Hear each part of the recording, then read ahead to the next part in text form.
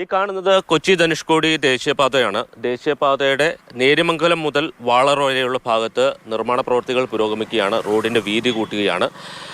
റോഡിൻ്റെ വീതി കൂട്ടുന്നതിൻ്റെ ഭാഗമായി നിരവധി മരങ്ങൾ മുറിച്ചു മാറ്റിയിട്ടുണ്ട്. പലയിടത്തും മണ്ണ് നീക്കം ചെയ്തിരിക്കുന്നു.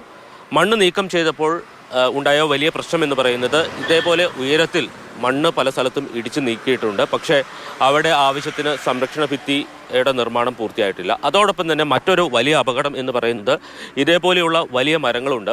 ആ വലിയ മരങ്ങളുടെ അടിയിൽ നിന്ന് മണ്ണ് നീക്കം ചെയ്തിട്ടുണ്ട്. പക്ഷേ ആ മരം അവിടെ നിന്ന് മുറിച്ച് നീക്കിയിട്ടില്ല. ഇത് വലിയ രീതിയിൽ അപകട ഭീഷണി ഉയർത്തുന്നുണ്ട്. കഴിഞ്ഞ വർഷം ജൂൺ മാസത്തിലാണ് നേര്യമംഗലത്ത് ഒരു വാഹനത്തിൻ്റെ മുകളിലേക്ക് മരം മറിഞ്ഞു വീഴുകയും ഒരു ജീവൻ നഷ്ടപ്പെടുകയും 3 പേർക്ക് പരിക്കേൽക്കുകയും ചെയ്യുന്ന സംഭവങ്ങൾ ഉണ്ടായത്.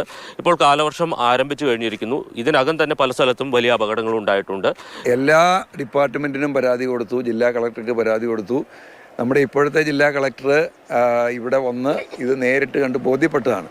വനം വകുപ്പിൻ്റെ ഉദ്യോഗസ്ഥന്മാരും നമ്മുടെ NH സംരക്ഷണ സമിതിയുടെ ആളുകളും രാഷ്ട്രീയ നേതാക്കന്മാരും റവന്യൂ ഉദ്യോഗസ്ഥന്മാരടക്കം ഇവിടെ വന്ന് ജോയിൻ്റായിട്ട് ഇത് പരിശോധിച്ച് 250 മരങ്ങൾ ഉടനടി മുറിച്ചു മാറ്റേണ്ടതാണ്, അത് അപകടം നിറഞ്ഞു നിൽക്കുകയാണ് എന്നുള്ള കാര്യം അവർ സമ്മതിച്ചു പോവുകയും മുറിച്ചു മാറ്റാമെന്ന് ഞങ്ങൾക്ക് ഉറപ്പ് നൽകുകയും ചെയ്തതാണ്. പക്ഷേ ഇപ്പോഴും ഇതുപോലെ നിൽക്കുകയാണ്.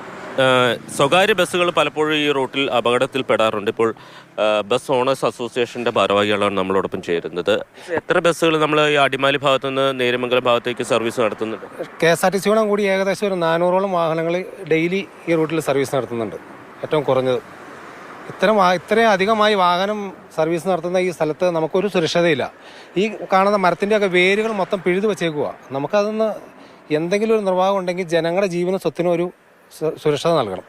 ഇതേ പാതയുടെ ഭാഗമായിട്ടുള്ള മൂന്നാർ ഗ്യാപ്പ് റോഡിൽ മണ്ണിടിച്ചിലുണ്ടാകുന്നതിനെ തുടർന്ന് അതുവഴിയുള്ള ഗതാഗതം പലപ്പോഴും മഴക്കാലത്ത് നിരോധിക്കേണ്ടി വരുന്ന ഒരു സാഹചര്യമുണ്ട്.